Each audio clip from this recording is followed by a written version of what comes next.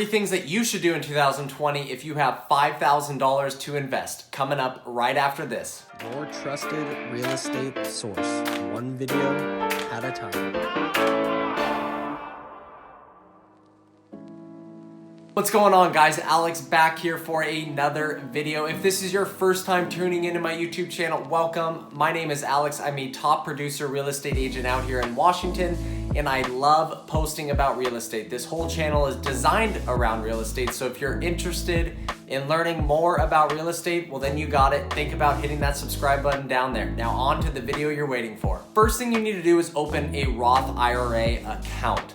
Now, what this essentially is a investment vehicle, and it allows you to make basically any type of investment within this Roth IRA and not trigger short or long-term capital gains when you sell. The younger you are, the better when you open up a Roth IRA, so you can start deferring all this capital gains tax that you would pay on investments, and you can start investing in things like stocks, bonds, mutual funds, ETFs, index funds.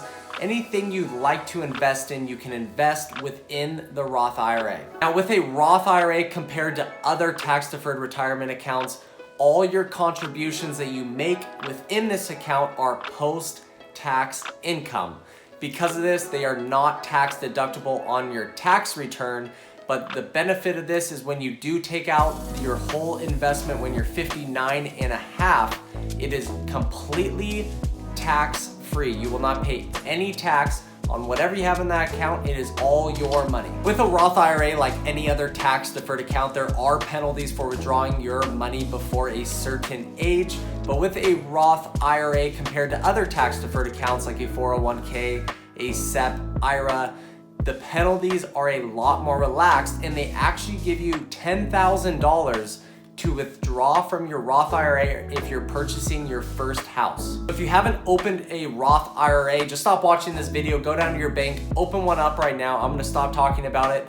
It really is a no-brainer to open up a Roth IRA, and the sooner you do it, the better. If you just have your $5,000 laying around like in a shoebox gaining no interest, well then you could just do something really simple, and that brings me to number 2, open a high interest savings account. A high yield interest savings account, this is simply just a place to put your money. It's gonna be a totally liquid account, so you can withdraw your money, you can put money back into it, and basically you can just let it sit there for a year or however long you wanna save your money with getting a way higher interest rate than just say a normal savings account at your bank. Now, where do you find these, you might ask? Well, you can just simply type them in online and you see promotions all over. Citibank is promoting 1.85%.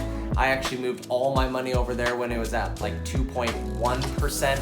Keep in mind, this does depend on the market, and these interest rates will fluctuate. So don't get drawn in if you see a super high interest rate, because most likely they're just trying to draw you in, and then that interest rate can lower. What you need to do is just get a reasonable interest rate, put your money in there, and it's not gonna make you rich. It's just a place to put your money and get a higher interest rate than say like 0.25% at a savings bank. You really want to lock that $5,000 away. You do not want to touch it. You do not want to spend it. Well, then you could put it into what's called a CD. And now this is a certificate of deposit, and these will typically have a maturity date that you cannot touch your money until, or you're going to pay a penalty fee. There's different maturity dates on a CD, and all you have to do is go down to your local bank and see what certain interest rates, and it might depend on the amount of money you're going to deposit, might give you a higher interest rate. But the ones that I've seen have been around 1.5%, maybe 1.75%,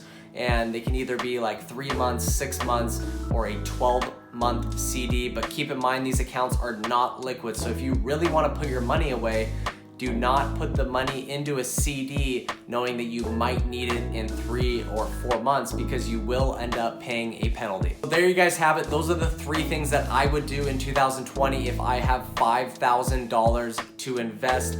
Keep in mind, you need to keep building that money up. The number 1 investment that I would end up making is buying real estate. But if you have $5,000 in the bank, that might be tough. So work on saving that money a little bit more. Open up a retirement account, maybe put some money into a high yield interest savings account, or maybe really lock that money away if you have trouble saving your money into a 12-month CD. So there you guys have it. Hopefully you liked the video. Stay tuned for the 2 videos coming later this week, and we'll see you guys then. Peace.